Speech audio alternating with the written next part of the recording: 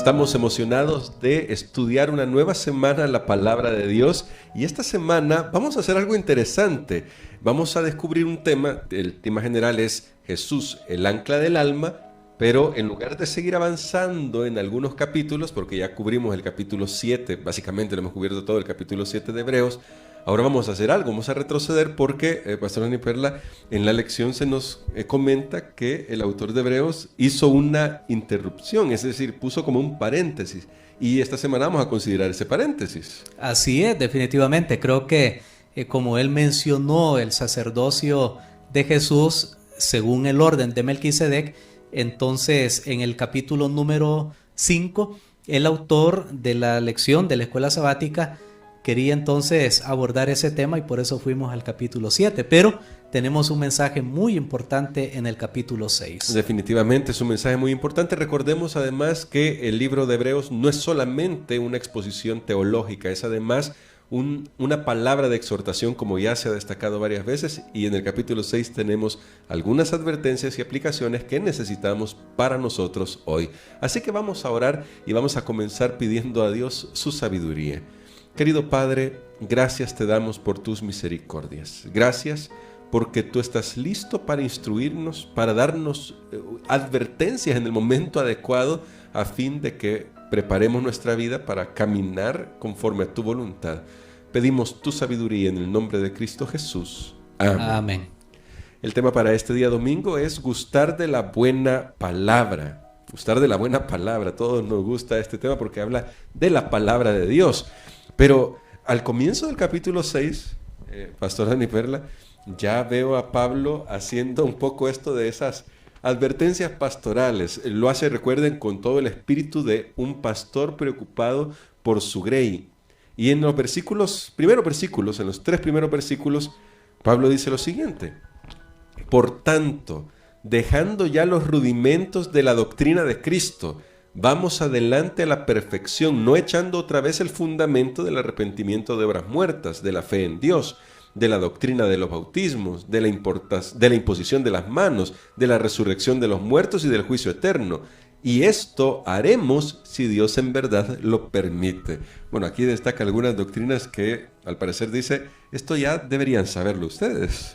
Así es, creo que eso está muy bien conectado con lo que decía también al final en el capítulo 5, que Pablo le dice a los hebreos que ellos se han quedado con la lechita espiritual, que no van al alimento sólido. Y aquí tal vez hay una lección para nosotros, especialmente en el contexto del estudio de la carta a los hebreos para este trimestre. ¿Cuál era el problema? El problema no es que los hebreos no estaban comprendiendo. De hecho, claro, los primeros 5 capítulos son fuertes. Hemos visto que son complejos. Pero el asunto es que ellos no querían avanzar, no querían progresar, porque en el capítulo 5 y el versículo 11, él les dice que se han hecho tardos para oír. O sea, no es que no pueden, es como un estudiante, no es que no le da su mente, como decimos, para comprender, sino que simplemente no quiere, no quiere hacer su tarea, no quiere avanzar. Y aquí nosotros encontramos esta gran advertencia. ¿Por qué? Porque no avanzar es pecado, no progresar en la vida cristiana. Si usted dice, no, esta lección, o hay otros libros en la Biblia, que Apocalipsis, que la profecía, que me cuesta mucho, mejor me quedo solo con esto. No es correcto. Hay que aplicarse, hay que avanzar, hay que progresar. Y entonces aquí nos muestra cuál era ese fundamento, y creo que se divide en 3, que es lo básico, es el inicio de la vida cristiana. ¿Cuál es? Ahí comienza, dice, con el arrepentimiento y la fe en Dios. Eso es de entrada para aceptar a Cristo. Luego va a los bautismos, dice la doctrina de bautismos y de la imposición de mano. ¿Por qué dice de bautismos en plural? Como que hubieran varios bautismos. No, es que recordemos que los judíos y otras comunidades tenían ritos de iniciación. Se habla de los esenios y otras personas tenían su rito. Entonces es probable que el autor pues está generalizando, y el bautismo, que fue el que adoptó el cristianismo, sea el más importante para nosotros hoy. Pero para esa población en ese momento, para esos lectores, ellos tenían pues otros ritos. la imposición de manos. Esto lo hacían los cristianos, me llama la atención, por ejemplo, cuando vamos al libro de Hechos, yo anoté por aquí algunos textos en el libro de Hechos, nosotros encontramos que varias veces se imponen las manos incluso los creyentes, por ejemplo, a los recién bautizados, les impusieron las manos. Esto lo podemos ver en Hechos 8:17, y por ejemplo cuando Pablo y Bernabé los enviaron para predicar a los gentiles, a ellos también les impusieron las manos en Hechos capítulo 13 y los versículos 2 y 3.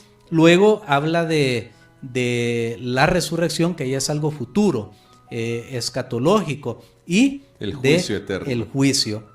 Entonces, eso es lo fundamental y lo básico. Wow. Pero el apóstol nos dirá, ojo, no nos quedemos solo con eso. No nos quedemos, si para mí el evangelio, los temas que yo escucho solo giran alrededor de eso, hay más. Y es donde el autor nos hace la advertencia, aunque estas cosas son muy buenas y de hecho son el fundamento, son las creencias fundamentales. Y en más, no son todas. Creo que el apóstol no fue exhaustivo, solo menciona, como decimos ahora, para muestra un botón, como lo decimos hoy en nuestro lenguaje, pero que sí es importante entender esto. Por ejemplo, habla de la fe. Recordemos que había dicho Jesús es fiel. Él mismo más adelante va a enfatizar la fe, la confianza en Dios. No es que estas cosas son menos, no. Son temas también profundos y grandes, pero también hay otros temas que nosotros debemos interesarnos. El del juicio es un tema muy importante porque me hace ver que todo lo que yo hago yo tengo que rendir cuenta. La resurrección es un tema grande porque me recuerda que si yo en esta vida tengo que ir al descanso, no debo temer, porque si Jesús resucitó, yo también voy a resucitar. Pero vamos a hacer caso del consejo del apóstol y vamos a avanzar. Creo que podemos leer los versículos 4 y 5. Bueno, claro que sí, porque al leer esos versículos debemos hacernos una pregunta, y la destacaba la lección: ¿qué reciben los creyentes en Cristo mientras se mantienen fieles a Dios?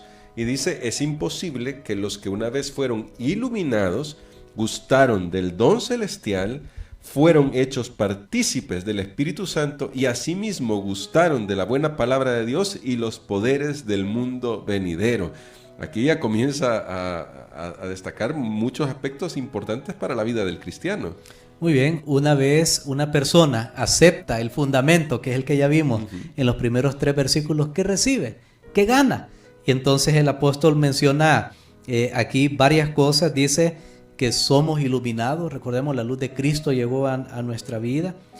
Tal vez alguien en este momento, hermano Gerson, puede estar pensando, y me han invitado para que yo me bautice, para que entregue mi vida a Cristo, para que me haga miembro de su iglesia. ¿Y qué voy a ganar? Aquí está lo que usted gana. Claro.